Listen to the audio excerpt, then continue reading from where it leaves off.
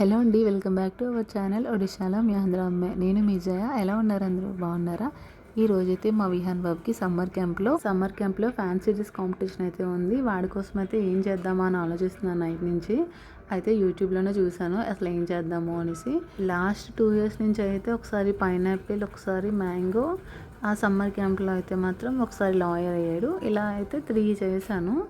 ఇప్పుడు ఏం చేయాలా అని ఆలోచిస్తుంటే నాకు ఒక ఐడియా వచ్చింది. అయితే చాలామంది ఫ్రూట్స్, వెజిటేబుల్స్ ఇలా పిల్లలందరూ కూడా రెడీ చేస్తారు కదా, అలా కాకుండా ఒక డిఫరెంట్గా ఉంటుందనేసి అయితే ప్లాస్టిక్ కవర్స్ యూజ్ చేయకూడదని దాని మీద అయితే ఒక షీట్ మీద అయితే రాశాను. వాడితో అయితే స్పీచ్ ఇప్పిద్దాము, నెక్స్ట్ కొంచెం డ్రెస్సింగ్ కూడా అలా చేద్దాము అనేసి.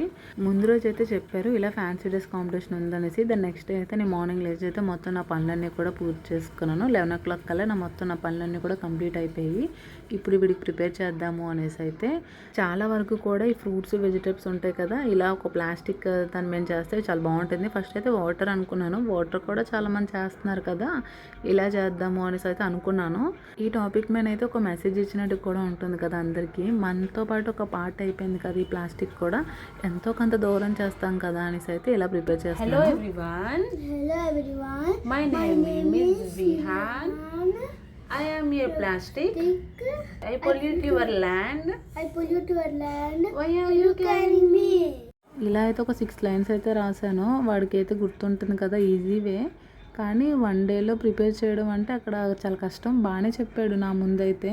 ఇలా ఒక 1-2 hours అయితే చదివించాను మొత్తం అంతా కూడా. వాళ్ళ నాన్న ముందు కూడా చాలా బాగా చెప్పాడు. దగ్గర బాగానే చెప్పాడు, కానీ అక్కడికి వెళ్ళిన తర్వాత ఎలా చెప్తాడో ఏంటో. ఇంకా కొంచెం గ్యాప్ వస్తుంది, అంటే మధ్యలో ఆగి అయితే చెప్తున్నాడు. అందుకోసం 5 times చదివినాను ఒక్కొక్క లైన్. అంటే ఆ 5 times అయిపోయి ఇంకెన్నిసార్లు చదవాలి అంటున్నాడు. వాడి టైం అయితే అయిపోయింది. ఇలా వచ్చాము సమ్మర్ క్యాంప్కి. వచ్చిన తర్వాత అయితే ఇక్కడ అందరూ కూడా పిల్లలు ఎంతో క్యూట్గా డ్రెస్సింగ్ అయితే భలే ఉంది అసలు. ఒకళ్ళు డాక్టర్స్, లాయర్స్, పంతులు, ఇలా అన్నీ చాలామంది రకరకాలు అయితే అయ్యారు. ఇక్కడైతే చూసారా సెటప్ అంతా కూడా ఇలా ఉంది. పిల్లలు చూసారా చాలా క్యూట్గా ఉన్నారు కదా, కేరళ డ్రెస్ అయితే వేశారు. ఇక్కడ ఒక పాప అయితే మ్యాంగో, ఇలా అందరూ కూడా రకరకాలుగా అయితే అయ్యారు. తినైతే మిస్ ఇండియా విహాన్ బాబు కూడా స్టార్ట్ చేశాడు.